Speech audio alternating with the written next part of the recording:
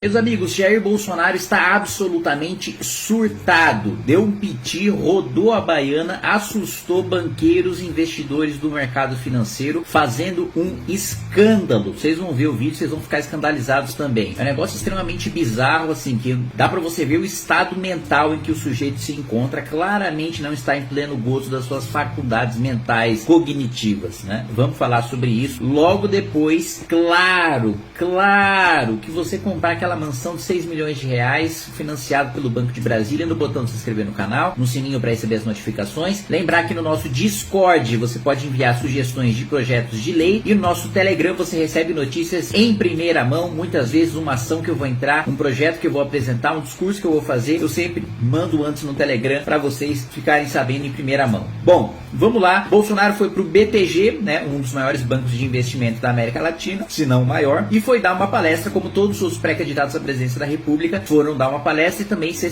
sabatinados, passarem pelo escrutínio, digamos assim, do mercado financeiro. Dá uma olhada como começou a participação do Bolsonaro. Nós temos um quadro atual de antecipação eleitoral, mas eu não tenho aceitado provocações para entrar nesse campo, porque nós temos um país para administrar. E quando se fala em economia, nós não podemos esquecer que ao longo desses últimos 3 anos, a qual nós assumimos em janeiro de 2019, tivemos 2 de pandemia. Realmente algo que nunca aconteceu semelhante no Brasil. Então, sobrevivemos a tudo isso. Na área econômica, o Brasil é um dos países que menos sofreu. Lamentamos na parte sanitária as mortes, lamentamos praticamente a morte da autonomia médica, perderam, né? Os médicos perderam essa autonomia durante a pandemia, mas não é um caso para a gente debater muito aqui no momento. Eu queria falar alguma coisa para os senhores, que o Brasil hoje está polarizado. Apesar de eu não estar em campanha, tem outro lado que está em campanha. Eu queria perguntar aos senhores, né? O senhor devia perguntar para mim, mas eu queria perguntar aos senhores. Como o Brasil estaria se essas medidas aqui, 16, fossem implementadas? Bem rapidamente. O que vocês acham, os senhores acham, né? De nós revogarmos a autonomia do Banco Central, de revogarmos a reforma trabalhista, a reforma da Previdência, retornar o imposto sindical, reestatizar as empresas que foram reestatizadas,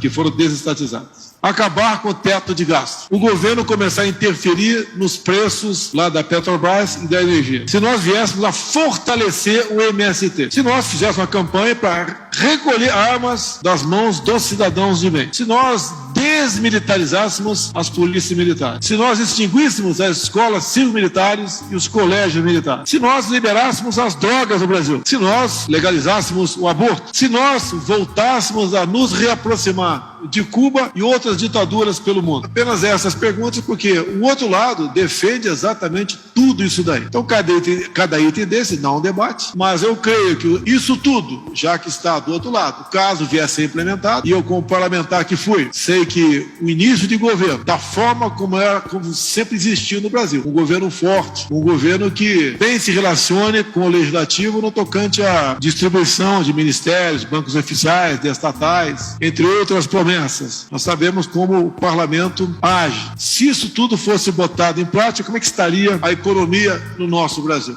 Ele começa dizendo que os adversários, os inimigos dele, estão antecipando a eleição. Tem uma antecipação eleitoral. Peraí, quem está em pré-campanha desde que se elegeu, quem está em pré-campanha desde que assumiu o mandato em 2019, chama-se Jair Bolsonaro. Mentira! Vamos lembrar que uma das principais promessas do Bolsonaro era apresentar um projeto para acabar com a reeleição. Você acabar com o Instituto da Reeleição, no caso começa comigo, se eu for eleito. Mas se Deus quiser, nós conseguiremos entregá-lo muito melhor para quem nos suceder em 2026. Nunca mandou esse projeto porque sempre esteve em campanha para a reeleição. Depois ele diz que o problema da economia é só a pandemia e que nós sobrevivemos. Eu não sei que nós sobrevivemos, que é esse. Quem são esses nós? Porque a maior parte da população não sobreviveu. 600 mil brasileiros não sobreviveram. Dezenas de milhões de brasileiros que estão passando fome não estão sobrevivendo. Aliás, estão sobrevivendo por muito pouco, né, com uma miséria, com uma migalha. E dizer que o Brasil é um dos países